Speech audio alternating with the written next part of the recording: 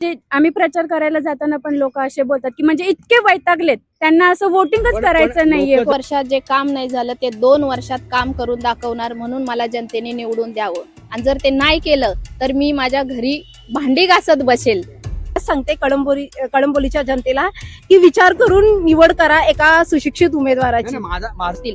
आणि राहिली गोष्ट, सत्तेधारी इथे का आले नाहीत, कारण आम्ही कुणाच्या चावीवर चालत नाही. हे आमची स्वतःची भूमिका आहे आणि आम्ही स्वतःची भूमिका बजावणार आणि आम्ही जनतेसाठी काम करून दाखवणार. ते इथे का नाही आलेत? त्यांना आमदाराची मीटिंग लागली, कारण ते त्यांच्या चावीने चालतात, आम्ही कोणाच्या चावीने चालत नाही. हा कालावधी 5 वर्षाचा असतो. 5 वर्षांनी पुन्हा निवडणूक येणार. तर तुम्ही बघतच असाल की 7-8 वर्ष किती प्रगती झाली आपल्या कळंबोलीची, आपल्या प्रभागाची. सगळे असतील. मी मतदारांना एकच सांगू इच्छिते की तुम्ही कोणाच्याही भीतीपोटी तुम्ही मतदान करू नका.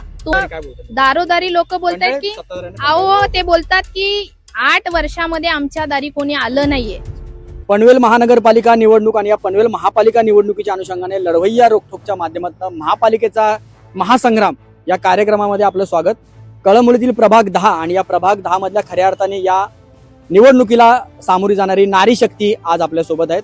हा शो आपण करताना महिलांना प्राधान्य मिळावं हा त्यामागचा उद्देश आहे आणि अनेक आपल्या दर्शकांनी सांगितलं होतं की या निवडणुकीमध्ये ज्या महिला उमेदवार आहेत त्यांना कुठेतरी फोकस केलं पाहिजे, कारण की आपण बरं आज आपल्या शोला या सगळ्या उमेदवार या ठिकाणी उभे आहेत. आपण सर्वप्रथम त्यांची ओळख करून घेऊया. भारतीय जनता पार्टीच्या जे माजी नगरसेविका आणि जे उमेदवार आहेत सरस्वतीताई कातार आणि मोनिकाताई महानवत या आपल्या कार्यक्रमाला सहभागी होऊ शकत नाही असा त्यांचा मेसेज आलेला आहे.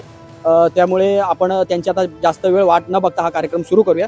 सर्वप्रथम माझ्यासोबत आहेत शीतलजी माळवे, यांचं लढवय्या रोखोकमध्ये स्वागत करतो. त्याचप्रमाणे ताई केकान या अपक्ष उमेदवार म्हणून प्रभाग 10 मधनं निवडणूक लढवत आहेत. त्याप्रमाणे ॲडव्होकेट स्वतः प्रज्ञा पाटील स्वतः ॲडव्होकेट आहेत, त्या आपल्यासोबत आहेत. त्याच्यानंतर आपल्यासोबत आहेत त्या प्रीती राहुल चव्हाण, जे महाराष्ट्र नवनिर्माण सेनेच्या प्रतिनिधित्व करतात आणि ते प्रभाग 10 मधनं ते निवडणूक लढवत आहेत. तसेच काजलताई माने हे देखील आपल्यासोबत आहेत. तर आपण जास्त वेळ न घेता थेट सुरुवात करूया. आता शेतकरी कामगार पक्ष महाविकास आघाडीचे जे एक दावेदार आहेत ॲडव्होकेट प्रज्ञाताई, त्यांच्याशी आपण समजत. ताई, नमस्कार. लढवय्या रोखोकमध्ये आपलं स्वागत. नमस्कार, मी ॲडव्होकेट प्रज्ञा दीपक पाटील. मी प्रभाग 10 मधून शेतकरी कामगार पक्ष व महाविकास आघाडीची उमेदवार आहे. प्रभागामधल्या काय समस्या वाटतात तुम्हाला? प्रभागामध्ये सगळ्यात मोठा प्रॉब्लेम जो आहे तो पाण्याचा आहे.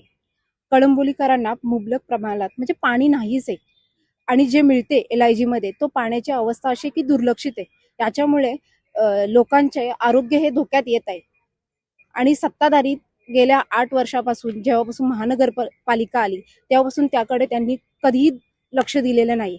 आणि आता पाहताच तुम्ही 1चा टायमिंग होता पण ते अजूनपर्यंत आलेले नाहीत. त्याच्यामुळे टायमिंगची व्हॅल्यू नाहीये त्यांना. सर्वप्रथम तुम्ही आमच्या कार्यक्रमासाठी तुम्ही इथे थांबलात, एवढा वेळ आम्हाला दिला त्याबद्दल आम्ही आणि दिलगिरी व्यक्त करतो की तुम्हाला या ठिकाणी वाट पाहायला लागली. मी तुमच्याकडे येणार आहे.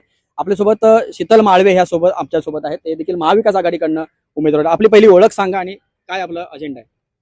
नमस्कार, मी शीतल अंकुश माळवे, प्रभाग 10 ची महाविकास आघाडीची उमेदवार आहे. प्रभागाच्या बऱ्याच समस्या आहेत. प्रभागाच्या समस्या म्हटलं तर पहिला मुद्दा तर पाण्याचा आहे. पाण्याचा मुद्दा जसा ताईंनी सांगितला, पाणी येतं 8 दिवसातून येतं, पण एवढं घाण पाणी येतं की पिण्यालायक पाणी ते नसतं. म्हणजे बरेच मोर्चे काढले, सत्तेत असून सुद्धा तुम्ही मोर्चे काढून सुद्धा त्याचं निवारण नाही झालं. ही खूप मोठी दुर्दैवाची गोष्ट आहे. आणि राहिली गोष्ट जे सांडपाणी आहे, आम्ही सत्तेत नसताना सुद्धा आम्हाला लोकांचे कॉल येतात, म्हणजे सत्ताधारी काम करत नाहीत, म्हणजे आमच्यापर्यंत पोहोचतात तरी म्हणजे आम्हाला असं वाटतंय की ते आमच्यापर्यंत पोहोचतात याचा कारण की ते काम करत नाहीयेत. सांडपाण्याने बरेच रोग पसरत आहेत. परत जे गटरचे खुली गटर आहेत, जे गार्डनचे जे फुटपाथचे कामं आहेत, बरीच अशी कामं आहेत, अनेक समस्या प्रभागामध्ये आहेत. या ठिकाणी अपक्ष उमेदवार म्हणजे खऱ्या अर्थाने यांना पक्षांकडनं सगळ्यांना उमेदवारी भेटेल, मात्र अपक्ष उमेदवार ज्या दीपाली केकान या देखील सुशिक्षित उमेदवार म्हणून यांच्याकडे पाहिलं होतं. दीपालीजी, लढवय्या रोखोकमध्ये आपलं स्वागत. कसं बघताय आणि काय मतदारांना सांगा? नमस्कार, मी दीपाली केकान. आम्ही प्रभाग क्रमांक 10B मधून उभे आहोत. आणि मी एवढंच सांगेल म्हणजे आमचा पण प्रभागातून हेच समस्या आहेत की नळ, गटार आणि पाणी हे मुख्य समस्या आहेत. आणि त्याच्याबरोबर हे समस्या आम्हाला सॉल्व्ह करायच्या आहेत, पण त्या समस्यांबरोबर आपल्याला लाईटीचे प्रॉब्लेम्स आहेत. आमच्या प्रभाग 10 मध्ये एक ग्राउंड आहे आमच्या ऑफिस समोरच आहे, ते लाईटी नाहीत, त्याच्यामुळे रात्री महिला सुद्धा तिथे मोकळ्यापणाने फिरूला जाऊ. व्यसने तर आहेतच, त्याच्यावर तो मुद्दा येणार असतो, पण महिला अशा मोकळ्या मनाने तिथे जाऊ शकत नाही. तुम्ही एवढं गार्डन बनवलंय, तर त्याचा लोकांनी फायदा तर घेतला पाहिजे. नक्की नक्की. अनेक समस्या प्रभागामध्ये आहेत, म्हणजे सांगावं तेवढा थोडा विरोधकांकडनं वारंवार यांच्यावर आरोप केला जात होता. प्रभागांमधल्या अनेक समस्या खरं तर सत्ताधाऱ्यांनी या डिबेट शोला येणं गरजेचं होतं, आमची देखील ती अपेक्षा होती. आपल्यासोबत महाराष्ट्र नवनिर्माण सेनेच्या प्रीतीताई आहेत. ताई, लढवय्यामध्ये आपलं स्वागत. जय महाराष्ट्र. मी प्रभाग 10 मधून म्हणून उभी राहिली आहे आणि इथे भरपूर आहे प्रॉब्लेम्स. तर आमच्याकडे सत्ता नव्हती तरी पण आम्ही काम करत होतो आणि आता पण असं आहे की आम्ही भरपूर लोकांचे कामं करू. जसं पावसा पाण्यामध्ये ते रस्त्यावर खड्डे असतात, ते रोडचं काम प्रॉपर नाही झाला त्याच्यामुळे किती दुर्घटना होता, किती लोक असे आहे रस्त्यामध्ये. आणि पाण्याचा प्रॉब्लेम आहे, प्रॉपर्टी टॅक्सचा प्रॉब्लेम आहे. ते सगळं आम्ही आम्हाला एकदा संधी देऊन बघा, त्या संधीचं सोनं कसं करायचंय हे आमच्या हातामध्ये. नक्कीच संधीचं सोनं करण्यासाठी हे सगळे उमेदवार उभे आहेत. आपल्याकडे रासपाकडनं काजलताई माने आपल्यासोबत आहेत. ताई, चॅनलमध्ये आपलं स्वागत आहे. नमस्कार, मी काजल आनंदा माने, राष्ट्रीय समाज पक्षाचे अधिकृत उमेदवार. काय वाटते प्रभागामध्ये काय समस्या आहेत? प्रभागामध्ये आता मी प्रचार करत होतो ना, तर मेन म्हणजे रस्त्यांची कामं तर आता केलीत, जेव्हा आता हे परत इलेक्शनची वेळ आली त्यावेळेस. त्याच्यानंतर वाहतूक कोंडी, मेन म्हणजे लाइटिंगचं, जिथे जाऊ तिथे आम्ही मेन हे इलेक्ट्रिसिटीचं पण खूप हे होतं. त्याच्यानंतर तरुणांसाठी रोजगार, महिला सक्षमीकरण, महिलांच्या सुरक्षिततेचा प्रश्न तो सुद्धा आहेच आहे. म्हणजे ज्या समस्या आधी होत्या त्या अजूनही म्हणजे त्या तसंच आहे. 8 प्रभागाचा वर्ष काही महापालिका होती, हा. 8 वर्षात नगरसेवकांनी कामं प्रभागाचा केली. काही सुद्धा असा विकास झाला नाही असंच तुमच्या वाटतंय. दृष्टीने विकास म्हणजे काय काय वाटतं तुम्हाला? मी तुमचा दुसरा प्रश्न तुमच्याकडनं सुरू अच्छा. करतो. विकास म्हणजे हे बघा, आपले तरुण आहेत, तरुणांसाठी रोजगार उपलब्ध पाहिजेत. महिलांसाठी जसे की आपण लघु उद्योग, सगळ्या महिलांना आपण प्रेरणित करू शकतो, हे की नाही. त्यांच्यासाठी आपण प्रत्येक महिलांमध्ये काहीतरी टॅलेंट असतं. कोणी मेहंदी चांगली काढतं, तर कोणी रांगोळी त्यांना कुठे काढतं, व्यासपीठ कोणी पाहिजे. डिझाईन. प्रत्येक महिलांना आपण जागृत करून त्यांच्यासाठी आपण रोजगार उपलब्ध करून देऊ. पार्किंगचा पण खूप मोठा इश्यू आहे. नाही, आपण हा शो जेव्हा भरपूर वेळ चालणार प्रचार आहे. करत होतो तेव्हा बघत होतो इकडून जागा म्हणजे प्रचाराला सुद्धा जागा नव्हत्या, असं अगदी. म्हणजे खूप हे वाहतुकीच्या फार मोठ्या वाहतूक कोंडी हा समस्या. वाहतूक प्रामुख्याने कोंडी. प्रमुख मुद्दा प्रभाग 10 मध्ये असं सांगतात. परत पाण्याचं म्हणजे समस्या ज्या आहेत त्या तशाच आहेत. मी ऍडव्होकेट प्रज्ञा पाटील मॅडमकडे पुन्हा येत आहे. मतदारांनी आपल्याला का निवडून दिलं? मतदारांनी, मी एक महिला आहे, वकील आहे, सुशिक्षित उमेदवार आहे, त्याच्यामुळे मला त्यांच्या जे प्रॉब्लेम्स आहेत, समस्या असतील, ते मी चांगल्या पद्धतीने जाणून घेण्याचा नक्की प्रयत्न करेन. एक या प्रभागामध्ये सुशिक्षित उमेदवाराची गरज आहे. तसेच कळंबोलीमध्ये महानगरपालिकेच्या माध्यमातून एकही प्रसूतिगृह नाहीये. गरज आहे. जे प्रायव्हेट हॉस्पिटल आहेत त्यांची बिलं लाखावरच्या वर जातात आणि महानगरपालिकेमधून एकही हॉस्पिटल नाहीये की जे सर्वसामान्यांच्या परवडेल असं एकही हॉस्पिटल नाहीये. तसेच सीबीएसई दर्जाचे शिक्षण सर्वसामान्यांना परवडेल असं महानगरपालिकेच्या माध्यमातून कशा प्रकारे देता येईल. कळंबोली गावात जी झेडपीची स्कूल आहे, महानगरपालिकेने सगळ्या गोष्टी हस्तांतरित केल्या, पण ती झेडपीची स्कूल ज्या अवस्थेत होती तशीच्या तशी तिथेच हस्तांतरित केलेली नाहीये. त्याच्यामुळे सर्वसामान्यांना त्याचं शिक्षण घेता येत नाही, व्यवस्थित कमी फी मध्ये शिक्षण घेता येत नाही. हा माझा मेन विजन ठेवून मी या निवडणुकीत सामोरे जात आहे. माळुताई, आपण काय सांगाल, का आपल्याला लोकांनी निवडून द्यायचं हा एक प्रश्न आहे आपल्याकडे. का म्हणजे आता भारतीय जनता पार्टी सांगते की विकासाच्या मुद्द्यावर हे सगळं राजकारण, किंवा आपण बघतोय पनवेल महापालिका असेल, आज 5,000 कोटीची महापालिका आहे. तुमच्या माहितीसाठी सांगतो, 5,000 कोटीची महापालिका आहे आणि या संपूर्ण शहरात विकास कामं देखील होत आहेत असं भारतीय जनता पार्टी देखील सांगते. मागची जी निवडणूक झाली होती ती ह्याच मुद्द्यांवर झाली होती आणि तेच मुद्दे परत मांडत आहेत. 8 वर्षात जे काम नाही झालं ते 2 वर्षात काम करून दाखवणार, म्हणून मला जनतेने निवडून द्यावं. आणि जर ते नाही केलं तर मी माझ्या घरी भांडी घासत बसेल, हे माझं ठामपणे सांगणं आहे. आणि मी प्रभाग 10चा विकास 2 वर्षामध्ये त्याचं पूर्ण चित्र बदलून टाकेल. ह्यासाठी मला जनतेने निवडून द्यावं. आणि राहिली गोष्ट, इथे प्रभाग 10 मध्ये माथाडी कामगार वर्ग मोठ्या प्रमाणात राहतो. माथाडी कामगारांनी किती दिवस नोकऱ्या कराव्या? दुसरा म्हणजे काय करायला पाहिजे? जसं माथाडी कामगारांसाठी एक आरोग्यासाठी एक हॉस्पिटल आहे, बरोबर, तसं माथाडी कामगारांसाठी एक शिक्षण संस्था व्हायला हवी. कारण 12 ते 15 हजारात माथाडी कामगारांचं घर चालत नाही. तर माथाडी कामगारांची मुलं कुठंतरी फायनान्शियली सपोर्ट नसल्यामुळं शिक्षणात कमी आहे. हा मुद्दा तर आम्ही घेऊनच चालणार आहे. बऱ्याच गोष्टी आहेत. मी त्याला- तुमच्याकडे परत येतोय. माझ्यासोबत अपक्ष उमेदवार दीपाली केकान. काय अजेंडा आहे, काय प्रभागातल्या समस्या तर तुम्ही सांगितलं, तुम्ही मतदारांना काय सांगाल, का तुम्हाला निवडून द्यायचं? मी एवढंच सांगेल, आमची संघटना आहे, आम्ही संघटने थ्रू कामं करतच आलोत. पण यापुढे असं झालंय की आम्ही संघटनेतून कामं करताना आम्हाला प्रशासनाकडून आम्ही जेव्हा जेव्हा प्रॉब्लेम्स घेऊन गेलो तेव्हा तेव्हा त्यांनी आम्हाला पाहिजे तो प्रतिसाद दिला नाही. त्याच्यामुळे आणि मी स्वतः सत्तेची एक म्हणजे सर्वसामान्यांमधून आलेली आहे. मला खरंच म्हणजे लोकांचे जे महिलांचे प्रॉब्लेम्स आहेत ते मला माहिती आहेत. जे पाण्याचे म्हणा, जे सांडपाणी आहे, ड्रेनेज लाईन, परत लाईटीचा प्रॉब्लेम म्हणा, हे सगळे प्रॉब्लेम्स मी स्वतः म्हणजे त्याच्यातून फेस करते. तर मला वाटतं की सर्वसामान्यातून जो माणूस येईल, मला बिल्डिंग मध्ये राहणार तुम्ही आणि LIG चे प्रॉब्लेम सॉल्व्ह करणार असं तर नाही होणार. मी LIG मध्ये राहते, तर मला जवळून माहिती आहेत बायकांचे प्रॉब्लेम्स. मी ते नक्कीच सॉल्व्ह करील. आणि आमचा हाच अजेंडा राहणार आहे की मला मेन म्हणजे जे शाळेतले विद्यार्थी आहेत, जे आता फिया एवढ्या वाढवून ठेवल्यात, महानगरपालिकेची शाळा तुम्ही दाखवा मला आज. तर आपण ते का नाही करत आहे कामं? तसे कामं करा. मुलांना शिक्षणासाठी फिया कमी करा, त्यांचे शिक्षण जरा चांगलं व्यवस्थित होईल अशी कामं करा. पुन्हा जे यंग जनरेशन आहे त्यांच्यासाठी तुम्ही काहीतरी रोजगार निर्माण करा. आज शिकून मुलं घरी बसलेत, फिरतायत, त्यांच्यासाठी तुम्ही कामं करा. वॉटर मीटर गटर हा प्रमुख प्रश्न या सगळ्याच उमेदवारांचा आहे. वेगळं काय आहे आपण बघूया. आपल्याला महाराष्ट्र नवनिर्माण सेनेने विश्वासाने तिकीट दिलेलं आहे. तुम्हाला निवडून का द्यायचं, काय सांगाल मतदारांना? आम्ही पहिला की मराठी लोकांसाठी नोकऱ्या बघू, पाणीची जी प्रॉब्लेम आहे ती दूर करू, आणि जे ऍडमिशन घेताना जे फी घेता त्याच्यासाठी आम्ही ते कमी कसं करायचं ते प्रयत्न करू.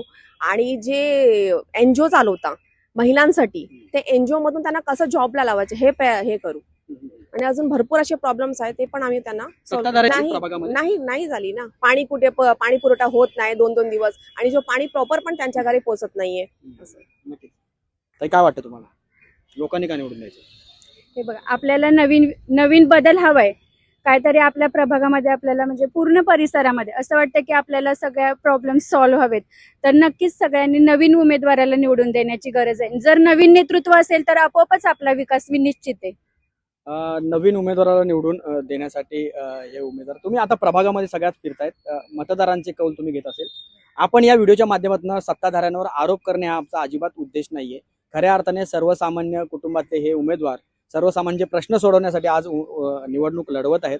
त्यांच्या मनात नेमकं काय चाललंय, त्यांच्याकडनं त्यांची तयारी कशी हे जाणून घेण्यासाठी आपल्या प्रेक्षकांनीच आपल्याला असा शो घेण्यासाठी सांगितलं, आणि त्याच्याच माध्यमातून हा शो घेत होता. खरं तर 1 वाजताचा टाइम होता. भारतीय जनता पार्टीचे देखील उमेदवार या ठिकाणी सहभागी होणार होते, दुर्दैवाने ते झाले नाही. हा, काय म्हणताय? नाही म्हणजे यावरूनच आपल्याला समजतंय की आले नाही, त्यांनी किती कामं केली, की ते फेस कसं करणार आहेत जनतेला, है की नाही? याची उत्तर नक्कीच त्यांना द्या. प्रश्नांना सामोरे जायला नको. नाही, बरोबर आहे, त्यांना द्यावीच लागतील. शेवटचा राऊंड घेतोय मी पुन्हा एकदा, फास्ट राऊंड. मतदारांना आता काय आव्हान करा, मतदारांना काय सांगा, थेट आव्हान मतदारांना काय सांगा? की मी एक नवीन सुशिक्षित उमेदवार आहे. मला संधी द्या. तुमचा प्रॉपर्टी टॅक्सचा जो सगळ्यात मोठा इश्यू चालला आहे ते कमी करण्याचा प्रयत्न नक्की करेन. तसेच जे महिलांसाठी CCTV जे सुरक्षेचा प्रश्न आहे, जे CCTV लावण्यात आलेले आहेत पण त्याची अवस्था दुर्लक्षित आहेत आणि ते नव्याने इन्स्टॉल करण्याचा मी प्रयत्न नक्की करेन. तसेच भ्रष्टाचार चालू आहे, जे आपल्या महानगरपालिकेमध्ये जागोजागी बस स्टॉप बसवण्यात आले आहेत, त्याचा त्यांनी बिल किती दाखवलंय, 27 लाख. पण ते विचार केला तर ते 5 लाखाच्या आतमध्येच बसते. हा विचार करावा. आणि मोठी तफावत आहे. त्याच्यामुळे मी एवढंच सांगते कळंबोलीच्या जनतेला की विचार करून निवड करा एका सुशिक्षित उमेदवाराची. माझा ह्याच्यामध्ये एक खोचक सवाल असा आहे की महायुती जी भारतीय जनता पार्टीने एकनाथ शिंदे गटाची जी महायुती आज संपूर्ण महापालिकेत आपलं कार्यक्षम काम करते असं जे दाखवते, या महायुतीला टक्कर देण्यासाठी तुम्ही महाविकास आघाडी असतील, अपक्ष उमेदवार असेल, कसं बळ लावणार? कारण की मतदारांच्या मनात पण पोहोचलेलं पाहिजे. काय वाटतं मावळे मॅडम? मतदार आणि मी उमेदवार ह्यांच्या मधलं जे अंतर आहे ते प्रेमाचं असलं पाहिजे, भीतीचं नसलं पाहिजे. त्यांनी संपर्क संवाद साधताना त्यांच्या मनात भीती नसली पाहिजे, कारण त्यांनी थेट मला प्रश्न केले पाहिजे. असं त्यांचा आणि त्यांच्या आणि माझ्या मधला जो प्रेम निर्माण केलेला आहे आम्ही जे मतदारांमध्ये, ते खूप मोठी गोष्ट आहे. आणि कधीही त्यांनी आम्हाला रात्रीचं बेरात्रीचं त्यांनी आम्हाला कॉल केला तर आम्ही त्या जनतेसाठी प्रचार तुम्ही करताय, लोक काय म्हणतात? प्रचार लोकं- दारोदारी काय बोलतात? दारोदारी लोक बोलतात म्हणतायत की सत्ताधाऱ्यांना अहो ते बोलतात की 8 वर्षामध्ये आमच्या दारी कोणी आलं नाहीये, पण आम्ही दारी गेलोय. पण मी अजून एक सांगते, जेव्हा मी 2023 मध्ये अहिल्यादेवी होळकर जयंती मी जेव्हा साजरी केली होती, तेव्हा मी महिलांना बाहेर काढण्यासाठी मी दारोदारी फिरली होती. पण 2024ला जेव्हा मी अहिल्यादेवी होळकर जयंती साजरी केली, तेव्हा महिलांनी समोरून मला कॉल केले की ताई जयंतीचं काय नियोजन आहे. तर असं मला आता नाही, पुढच्या 5 वर्षामध्ये जेव्हा निवडणूक असेल तेव्हा लोकांनी मला कॉल केला पाहिजे की ताई तुम्ही उमेदवार म्हणून उभ्या राहायला पाहिजे. मतदारांबरोबर राजकारण होते आता सध्या, म्हणजे अगदी मतदारांच्या पायाशी लोटांगण देखील उमेदवार घालताना दिसत आहेत. अहो आता मग त्याच्यात सगळे झाले, सत्ताधारी पण असतील, अपक्ष पण सत्ताधारी असतील, असतील, अपक्ष असतील, सगळे असतील. मी मतदारांना एकच सांगू इच्छिते की तुम्ही कोणाच्याही भीतीपोटी तुम्ही मतदान करू नका. तुम्हाला योग्य वाटतंय की ज्या माझ्यासाठी काम करू शकतो, जो माझ्यासाठी उभा राहू शकतो रात्री बेरात्री कधीही, त्यांना मत. त्यांना मतदान करा. कारण तो त्यांचा बेनिफिट ते पूर्ण 5 वर्षामध्ये कव्हर करून घेणार आहेत. एवढं मी त्यांना पण समजते हो, मला सांगायची गरजच नाहीये. कारण आम्ही जे उभे आहोत ना इथे, आम्ही खूप कमी वेळात इथे उभी राहिले आहोत. कारण आम्ही तळागाळात जाऊन आम्ही काम करत आहोत आणि आम्ही पण सामान्य आहोत. मी मेंढपाळाची लेक आहे. म्हणजे बऱ्याच इथे प्रभाग 10 मध्ये धनगर समाज, मी समाज म्हणजे हे नाही, पण धनगर समाज हा बऱ्याच मोठ्या संख्येने इथे आहे. तर मी एक मेंढपाळाची लेक आहे आणि त्यांच्या समस्या जाणून घेणं म्हणजे त्यांच्या अगदी मनापर्यंत जाऊन मी त्यांच्या समस्या जाणून घेतलेल्या आहेत. आणि म्हणून मला मतदार हा निवडून देणार म्हणजे देणार 100%, हा माझा विश्वास आहे.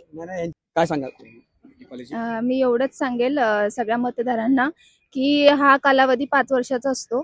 5 वर्षांनी पुन्हा निवडणूक येणार. तर तुम्ही बघतच असाल की 7-8 वर्ष किती प्रगती झाली आपल्या कळंबोलीची, आपल्या प्रभागाची. तर एवढाच विचार करा की आपल्याला पुन्हा 5 वर्षांनी मतदान येणार आहे. आणि मला असं वाटतं की तुमच्या मतदानाची किंमत तुम्ही एवढी पण कमी दाखवू नका. तुम्ही आधी ह्यावेळी दाखवून द्या. त्याच्यावर येणार प्रॉपर उमेदवार तुम्ही निवडून आणा आणि जनतेला आणि जे आता सत्तेत उभे आहेत त्यांना पण दाखवून द्या की सर्वसामान्य माणूस एकत्र आला तर काय करू शकतो. मतदारांना काय सांगाल? हे सांगणार की एकदा आमच्या हातात देऊन बघा, मग संधीचं सोनं कसं करायचं हे आमच्या हातामध्ये. आणि कोरोनाच्या काळामध्ये पण आम्ही भरपूर कामं केले, हे जनताला माहिती आहे. मी ते सांगेल, मतदान द्या आणि पैशाचा बळी पडू नका. लोक कसं रिस्पॉन्स देतात तुम्ही जेव्हा जाताय मत मागायला, तर लोकांचं काय भावना आहे की हा आम्ही तुम्हालाच मत करू, त्यांचा विश्वास आहे आमच्यावर. काय वाटतंय? आपल्याला तर सर्वांनाच माहिती आहे की नगरसेवक हा प्रशासन आणि जनता यांच्यामधला दुवा असतो. तर तुम्ही आम्हाला संधी दिलीत तर म्हणजे आम्ही तुमच्या हक्काचा माणूस आहे. आपल्या हक्काच्या माणसाकडे जर निवडून दिलं तर आपण आपल्या हक्काच्या माणसाकडे अधिकाराने येऊ शकतो की त्यांचे जे काही प्रॉब्लेम्स असतील वगैरे. आणि आपण पैसे घेऊन मत कधीच विकत घेऊ नका. एवढंच. लिटरली मी जेव्हा गेली, मी आता नाव नाही घेणार, पण मला एक बोलले की एका साईडला ह्यांना बसवतो आणि एका साईडला दुसऱ्यांना बसवतो आणि तुम्ही मध्ये बसा. लाईटीच्या म्हणजे गेलो तेव्हा लाईटची समस्या होती तेव्हा, पण त्यावरून इतकं असं म्हणजे वाईट वाटलं की डायरेक्ट म्हणजे आम्ही प्रचार करायला जाताना पण लोक असे बोलतात की म्हणजे इतके वैतागलेत, त्यांना असं वोटिंगच करायचं नाहीये. हा, मग आम्ही त्यांना तेच सांगितलं, तुम्ही तुमच्या हक्काच्या माणसाला निवडून द्या ना. मग नंतर आम्ही काही कामं केली नाहीत तर तुम्ही निश्चितच आम्हाला बोलायला रिकामी आहात. विजय होईल? हो, 100%. शैलेशजी, तुमचं खूप खूप धन्यवाद. जे आम्हाला प्रश्न मांडायचा आणि जनतेपर्यंत पोहोचायचा तुम्ही आम्हाला मोका दिला आणि लढवय्या रोकठोकच्या माध्यमातून आम्ही जनतेपर्यंत तुम्ही आम्हाला पोहोचवाल, आमच्या प्रश्नांना पोहोचवाल आणि त्यांच्या प्रश्नांची उत्तर तुमच्या ह्या चॅनलच्या माध्यमातून तिथे पोहोचतील. आणि राहिली गोष्ट, सत्तेधारी इथे का आले नाहीत, कारण आम्ही कुणाच्या चावीवर चालत नाही.